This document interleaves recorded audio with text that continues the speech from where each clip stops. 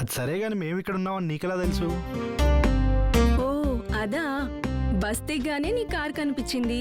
Okay. So వాళ్ళని వీళ్ళని అడుగుతూ వచ్చేసా. ఉన్న ప్రాబ్లం సరిపోవనట్టు ఇప్పుడు నీ ఎంట్రీ ఒకటా? దొంగ మొహం దిగ్గుద్దేసింది. ప్రియా, నా మాట విని వెళ్ళిపో. నీకోసం అంత దూరం నుంచి కష్టపడి వస్తే వెళ్ళిపోమంటావా? నేను హట్ అయ్యాను. ఇదిగో చూడు, బుంగమూతి కూడా పెట్టుకున్నాను. ఓర్ దేవుడా. సరే, నేను జర్నీ చేసి చాలా టైర్డ్ అయిపోయాను. ఫ్రెష్ అయి వస్తా. నాకు ఊరంతా చూపియాలి. ప్రియా, నా మాట వినవే. మీ మామ చెప్తే విన్నావేంట్రా?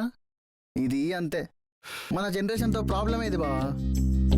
దెబ్బ తగులుతోందిరా అంటే తగిలాగా చూసుకుందాంలే, మూసుకుని పని చూసుకో అంటాడు. అంతే. ఏడ్చావులే, ఇప్పుడు దాన్ని బయటికి తీసుకెళ్ళిపోతే టాప్ లేపేస్తుంది. ఆ రోజే నాకు అర్థమైంది, నా చెల్లి ఈ ఇంట్లో సుఖంగా ఉండలేదని.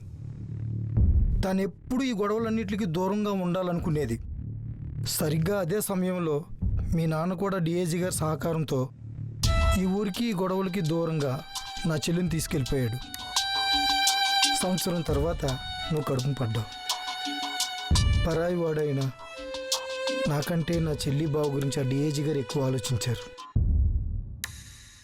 వాడితో మాట్లాడాకే అర్థమైంది, ఇంకా మీ అమ్మ నాన్న మీద రుద్రగాడు ఎంతో పగతో రగిలిపోతున్నాడు. కొద్ది నెలల్లోనే మీ అమ్మ నాన్నలు ఒక యాక్సిడెంట్లో చనిపోయారు. ఇప్పటిదాకా అది యాక్సిడెంట్, ఆ రుద్రగాడు పన్నాగమో తెలియలేదు. అందుకే నువ్వు వెంటనే బయలుదేరి పట్టణం వెళ్ళిపో. నువ్వు కూడా దూరం అయితే ఇన్నాళ్ళు నా కష్టం కన్నీళ్ళు వృధా అయినట్టే.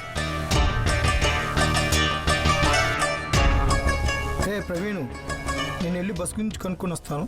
అప్పటి వరకు జాగ్రత్తగా చూస్తా. తప్పకుండా అయ్యా, చూసుకుంటాను. నువ్వేదో కేజీఎఫ్లో ఎస్లా వచ్చి ఎలివేషన్స్ ఇచ్చుకుని ఆ మోనికాని తీసుకొచ్చేస్తావు అనుకుంటే, ఆయన ఏంట్రా బాహుబలిలో కట్టప్పలా ఆ ఫ్లాష్ బ్యాక్ చెప్పాడు. అమ్మాయి అబ్బాయి అనకుండా శుభ్రంగా అయ్యగారి మాట విన ఊరెళ్ళిపోండి బాబు. ఆ రుద్రాడి సంగతి మీకు తెలియదయ్యా. ఆడు రాక్షసుడికి మరి రూపమయ్యా. ఇప్పటిదాకా ఇది కేవలం నా ఫ్రెండ్ మోనికా ప్రాబ్లం రా, కానీ ఇప్పటి నుంచి ఇది నా ఫ్యామిలీ ప్రాబ్లం రా.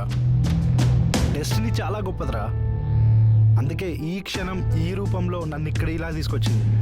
రే పిచ్చా, నీకేమన్నా తేడా వస్తే చంపేస్తారు అక్కడ. పదా, వెళ్ళిపోదాం ఇక్కడ నుంచి.